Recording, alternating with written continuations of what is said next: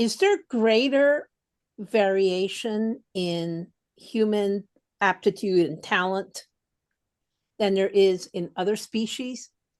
In other words, why communities and anarchist ideas often, or actually where all ideas of how to organize ourselves falter, is that some people just aren't as capable as others.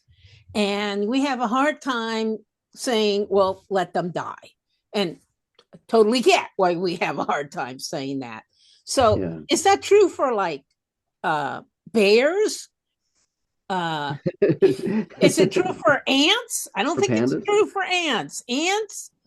I think ants have a narrow spectrum of aptitudes, and they've, you know, the two things have interacted so that their society accurately represents the full range of ant aptitudes, right? But we have humans who are obviously on a bell curve, inescapably.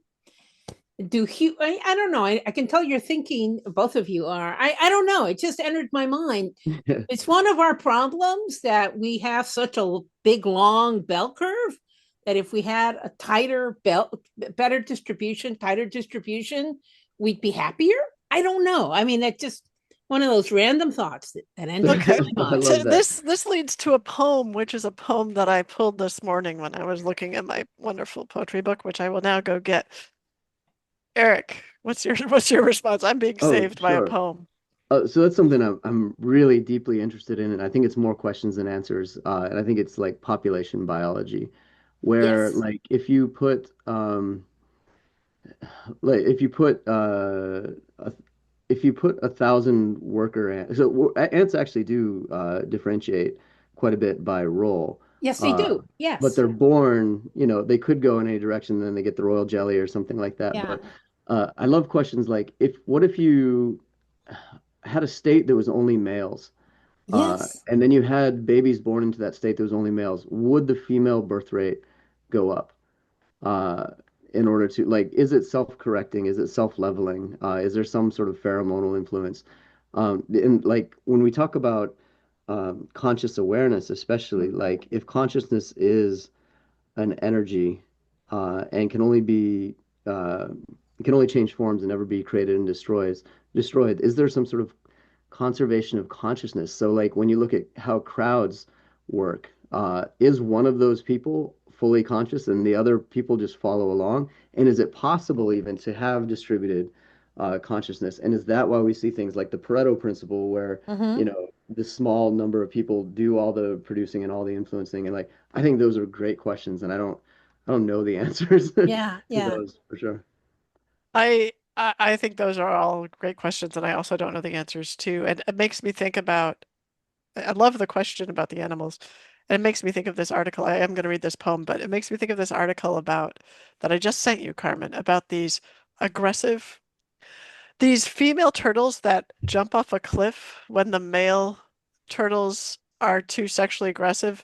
So there's this subpopulation of turtles who something happened genetically and the male turtles have become so aggressive and probably because the 90% of the population is male. And the female Mm-hmm. turtles apparently would rather jump off. They've done an experiment. They had a little landing pad, so when she jumped off the cliff, that she was caught. But in nature, they would find them dead on the cliffs. They would be chased by aggressive males, and the females would rather just kill themselves and jump off the cliff than deal with that. And it's self-correcting, right? Because that's going to end the species. And there was a Mm. big mistake in the species. It's not going to go well. And so they're like, all right, see ya. This is the end of this. So, um, I'm not saying that, just to be totally clear, not saying that's a human solution, but that is humans do get driven to those kind of decisions, like the whole group of people in Japan who say, I'm not going to have kids, and in China, Yeah. I mean, people are seeing that the world is messed up, and they're saying, we got to stop this, and that's very interesting. But then it also brings up this question of Antinatalist, a term I That's ran right. into anti-natalist, right? last week. You Yes. should not have children, right? Which Right. I also think is not great. because human beings also have this, and I'm not going to say we're the only species that has this because I don't know if this is true, but we have this, but I am going to say that we have these brains, and for whatever reason, we have the experience of deep internal meaning and this sort of spiritual, philosophical sense that drives us towards meaning. And perhaps one of the meanings of being a person is realizing that part of the deal that makes an organization or a community work is care for those who are less competent.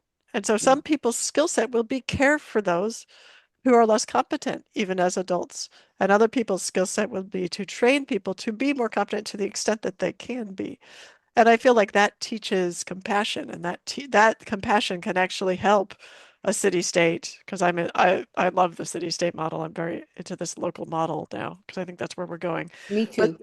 yeah, I think all three of us feel that way, and I think that compassion is the glue that's required, and that it's not mythologies of power over, it's compassion that is the glue. So anyway, here's the poem that it reminds me of, and I'm not even 100% sure why it reminds me of this poem, but it's called What Kind of God? And it's by Kabir, who lived in the 1440s, early 1500s.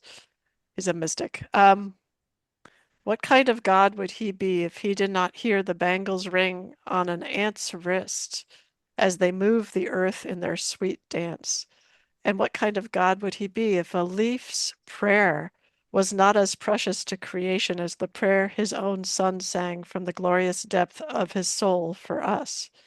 And what kind of God would he be if the vote of millions in this world could sway him to change the divine law of love? Hmm. That speaks so clearly with compassion's elegant tongue, saying, eternally saying, all are forgiven. Moreover, dears, no one has ever been guilty. What kind of God would he be if he did not count the blinks of your eyes and is in absolute awe of their movements? What a God we have.